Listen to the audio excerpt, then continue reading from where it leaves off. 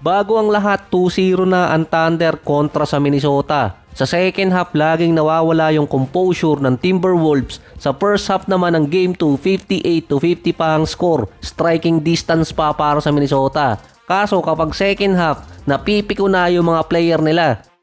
Si Julius Randle biglang nawala sa Game 2. 6 points, 5 rebounds, 5 assists, 2 out of 11. At least nakabawi naman sila kay Scott Foster. Sobrang lagare ngayong playoffs. Ayun, sapul din sa may muka.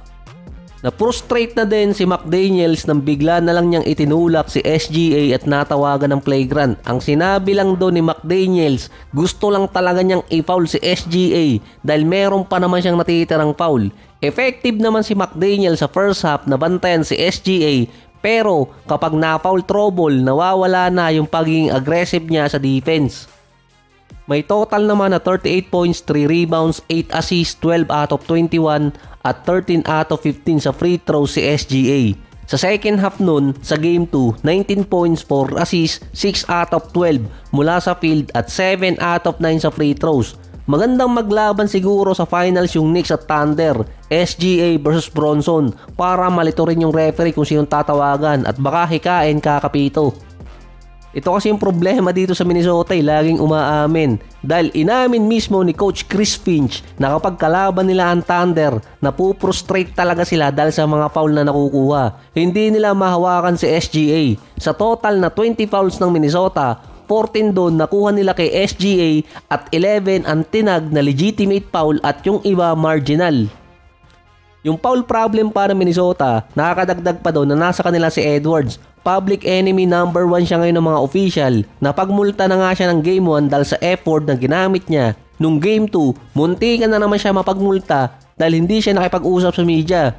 Kaya niya ginawa yon ay baka makapagmura na naman siya at mapagmulta talaga.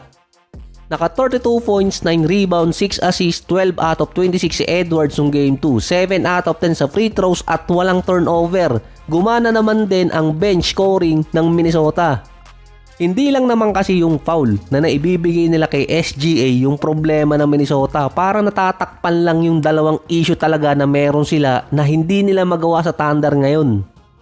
Hindi sila makatakbo kontra sa Thunder. Hindi yung literal na tatakbo kundi hindi sila makagawa ng pass break. Ito yung ginagamit nila sa last 2 series. 12-0 ang Thunder sa pass break nung Game 1. Sa Game 2 naman 16-9. Nagsisimula din yung pass break nila sa turnover. Sa Game 2, 14-8 ang Minnesota sa turnover. Nung Game 1 naman, 19-15. Lamang ang Thunder pa ng turnover points, 31-10 nung Game 1. Pagdating ng Game 2, 22-10. Base pa kay Randle kada third quarter, dun sila pinipressure ng Thunder. Parang ginagawa din nila nung nakaraang series nila. Hindi makarespan ang Minnesota sa ginagawang next play setup ng OKC. Dahil 2-0 advantage na ang Thunder, delikado ang Minnesota, puwera usog. Dahil kapag na-steal ng Thunder yung isa sa dalawang home game ng Minnesota, finish na. Kaso nagsabi na rin si Stephen A. Smith, isusweep ng Thunder ang Minnesota sa series. Magte-thank you na lang si Stephen A. Smith kapag nakaisa ang Minnesota kontra OKC. Ang datingan pa yung exciting matchup sana sa West Finals, naging one-sided series. Nabatak yung OKC sa series nila versus Denver Nuggets. Parang mas hirap pa sila doon kontra sa Denver.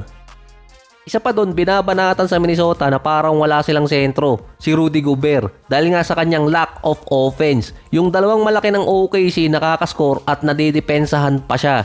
Si Tremans at si Hartenstein. May average lang si Gobert na 3 points at 6 rebounds per game sa nakarang dalawa sa Minnesota versus Thunder. Lack of lateral quickness at versatility, dun siya tinatalo ni na Tremans sa paint.